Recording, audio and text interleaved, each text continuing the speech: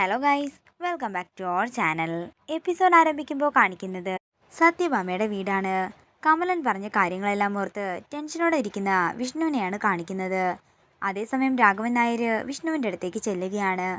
എൻ്റെ മോനെ, നിന്റെ മനസ്സിലിപ്പോൾ എന്താണെന്നൊക്കെ എനിക്ക് മനസ്സിലാകുന്നുണ്ട്. നീ ഇവിടെ മുകളിൽ തനിച്ചാണെങ്കിൽ താഴെ നിന്റെ അച്ഛനും തനിച്ചാണ്. എൻ്റെയും ഭാമയുടെയും ചിന്താഗതിയൊന്നും എപ്പോഴും ശരിയായി വരണമെന്നില്ല. പിന്നെ ഭാമയെയും ഒന്നും പറയാൻ സാധിക്കില്ല. കാരണം നിനക്കൊരു കൂട്ടുവേണമെന്ന് അവളും ആഗ്രഹിക്കുന്നുണ്ട്. പിന്നെ ഇന്ന് കമലൻ പറഞ്ഞ കാര്യം, കമലൻ പറഞ്ഞതുപോലെ അവൾ ഇപ്പോഴും ജീവനോടെ ഉണ്ടെങ്കിൽ അവൾ ഇനിയും നിന്റെ ജീവിതത്തിലേക്ക് കടന്നു വരുമോ? നിനക്കതിന് ഉറപ്പുണ്ടോ? നിനക്കുറപ്പുണ്ടെങ്കിൽ നിന്റെ അച്ഛൻ അവൾ എവിടെയാണെങ്കിലും നിന്റെ മുമ്പിൽ തന്നെ കൊണ്ടുവന്നിരിക്കും. അവള് എവിടെയുണ്ടെങ്കിലും നിന്റെ അച്ഛൻ കൊണ്ടുവന്നിരിക്കുമെന്ന് രാഘവൻ നായർ പറയുമ്പോൾ, അച്ഛൻ പറഞ്ഞതുപോലെ അവൾ എവിടെയുണ്ടെങ്കിലും ഞാൻ അവളെ തേടി കണ്ടുപിടിക്കും. ഒരുപക്ഷെ അവൾ എന്നെ മറന്നു പോയിട്ടുണ്ടെങ്കിൽ അവളെ എൻ്റെ ഉള്ളിൽ ഒതുക്കി തന്നെ ഞാൻ എരിഞ്ഞു തീർന്നോളാമെന്നും കരഞ്ഞുകൊണ്ട് വിഷ്ണു പറയുമ്പോൾ, രാഘവൻ നായർ വിഷ്ണുവിനെ എന്തു പറഞ്ഞ് സമാധാനിപ്പിക്കും എന്നറിയാതെ പൊട്ടിക്കരയുകയാണ്. തുടർന്ന് രാഘവൻ നായർ പറയുകയാണ്, മോനെ, ഇപ്പം മനസ്സിലായി അച്ഛന് നിന്റെ ജീവിതത്തിലെ ഏറ്റവും വലിയ സ്വത്ത് എന്താണെന്ന്. എന്ത് വില കൊടുത്തിട്ടാണെങ്കിലും അതിന് അച്ഛൻ്റെ ജീവൻ കൊടുക്കേണ്ടി വന്നാലും നിനക്ക് അവളെ ഞാൻ കൊണ്ടുതരുമെന്ന് രാഘവൻ നായർ പറയുമ്പോൾ, അത്രയ്ക്കും മറക്കാൻ പറ്റാത്തതായതുകൊണ്ടാണെന്ന് പറഞ്ഞ് രാഘവൻ നായരുടെ കാൽക്കൽ വീഴുകയാണ് വിഷ്ണു. പിന്നീട് കാണിക്കുന്നത് ശ്യാമയെയാണ്. ശ്യാമ ശാരദാമ്മയുടെ ഫോണിലേക്ക് വിളിക്കുകയാണ്. കുഞ്ഞച്ചി എവിടെയാണെന്ന് ചോദിക്കുമ്പോൾ അവള് കളക്ട്രേറ്റിലാണെന്ന് ശാരദാമ്മ പറയുന്നു. അമ്മ എന്താ എന്നെ പരിഹസിക്കുകയാണോ? ഇന്നിവിടെ നടന്ന കാര്യങ്ങളെല്ലാം അമ്മ അറിഞ്ഞിരുന്നോ?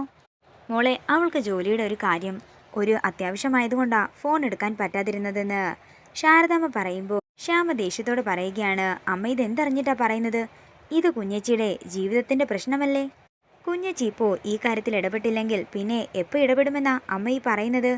അതേസമയം ശ്യാമയുടെ സംഭാഷണമെല്ലാം കേട്ട് ഞെട്ടലോടെ നിൽക്കുകയാണ് രാഘവൻ നായർ. അമ്മേ, കുഞ്ഞച്ചി നിസ്സാരക്കാരിയല്ല. ഈ ജില്ലയിലെ ജില്ലാ കളക്ടറാണ്.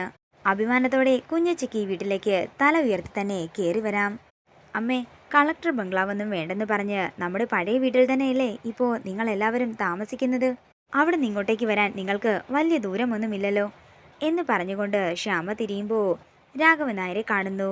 ശ്യാമയെ ദേഷ്യത്തോടെ നോക്കുകയാണ് രാഘവൻ. മോളെന്തിനാ ഫോൺ കട്ട് ചെയ്തത്? സംസാരിച്ചോളാൻ രാഘവൻ പറയുമ്പോൾ, അതച്ചാ ഓർഫനേജിലെ അമ്മയാണെന്നും കഴിഞ്ഞ പ്രാവശ്യം പപ്പിമോളുടെ ബർത്ത്ഡേക്ക് നമ്മൾ ഡൊണേഷൻ കൊടുത്തില്ലായിരുന്നോ, അന്നദാനവുമൊക്കെ, അതിൻ്റെ കാര്യം സംസാരിക്കാൻ വേണ്ടി വിളിച്ചതാണെന്നും ശ്യാമ പറയുന്നു. ഞാനതിന് മോളോട് ഒന്നും ചോദിച്ചില്ലല്ലോ എന്ന് പറഞ്ഞുകൊണ്ട് രാഘവൻ അകത്തേക്ക് പോകുന്നു. തുടർന്ന് അകത്തേക്ക് പോകുന്ന രാഘവൻ ശ്യാമ പറഞ്ഞ കാര്യങ്ങളെല്ലാം ഓർക്കുന്നു.